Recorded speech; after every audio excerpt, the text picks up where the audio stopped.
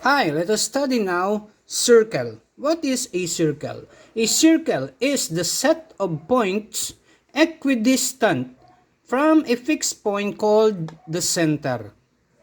The fixed length distance from any point on the circle to the center is called the radius. Okay, that is circle. We have here a circle found in quadrant 1 of the Cartesian coordinate system. Okay, where R is the radius and the center is at HK, where H is the abscissa of the center and K is the ordinate of the center. The standard form or the standard equation of a circle is represented by this. The quantity x minus h closed quantity squared plus the quantity y minus k closed quantity squared is equal to r squared, where r is the radius, k is the ordinate of the center, and h is the abscissa of the center of the circle. That is your standard form. Now we have the general form or the general equation of a circle. That is x squared plus y squared plus dx plus ey plus f is equal to 0. Let us now consider this circle where the center is located at 3 and 3, meaning the abscissa is 3 and the ordinate is 3. Okay, while the radius is given 2.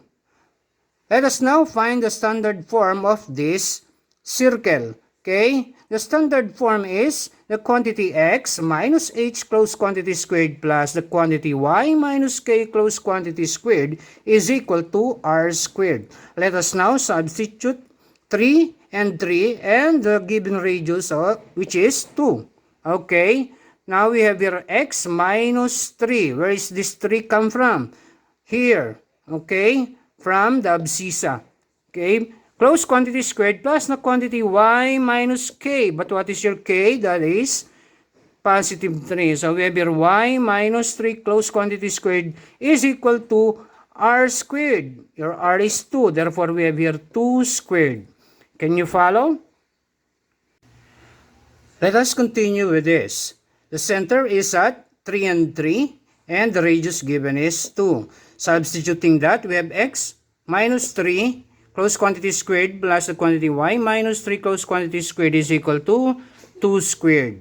That is the standard form. But let us find the general form of this circle. Okay, expanding x minus 3 closed quantity squared, that is x times x is x squared, and x times negative 3 is negative 3x times 2, that is negative 6x. And then negative 3 times negative 3, that is positive 9.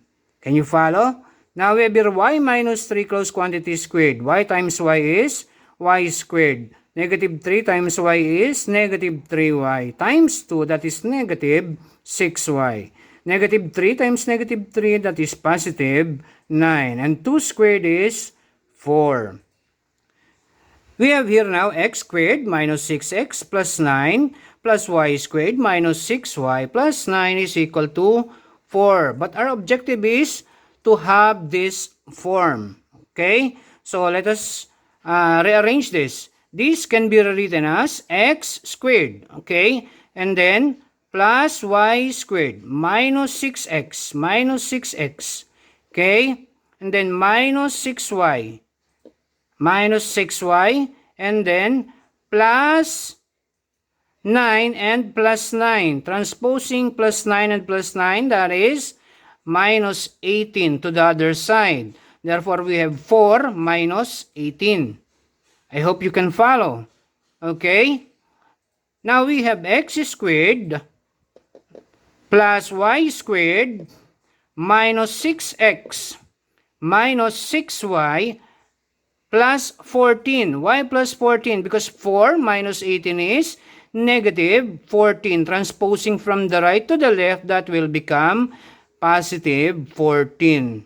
Therefore, this circle has a general form of x squared plus y squared minus 6x minus 6y plus 14 is equal to 0. That is the general form of the circle with radius of 2 and the center is at 3 and 3. I hope you can follow. Let us continue.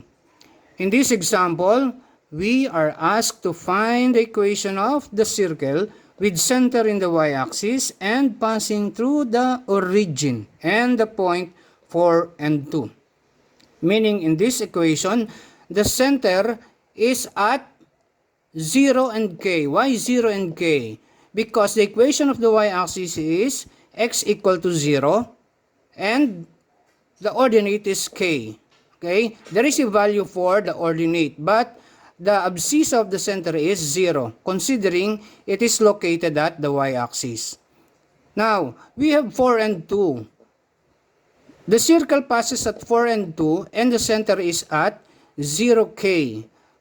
Using the distance formula from 2 points, now we have k squared is equal to r squared. Why r squared? Because k squared from 4 and 2 to the center is the same as your radius, isn't it? So we have here k squared is equal to r squared, which is equal to 0 minus 4, close quantity squared, plus the quantity k minus 2, close quantity squared. Do you remember that? Then we have here k squared equal to negative 4 times negative 4 is 16. Then k minus 2, close quantity squared, k times k is k squared. Negative 2 times k is negative 2k times 2, that is negative 4k. And negative 2 times negative 2, that is positive 4. Okay? Then solving for k, k here will be 5. And 5 is also your radius.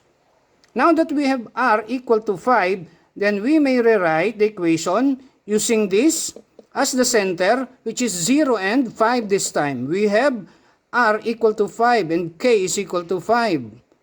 Because k is the same as r in this problem. So, we have now x minus 0, close quantity squared, plus the quantity y minus 5, close quantity squared is equal to r squared. What is r squared? R is 5. So we have here 25. Expanding this, x squared is x squared plus y minus 5 close quantity squared. Y times y is y squared. Negative 5 times y, that is negative.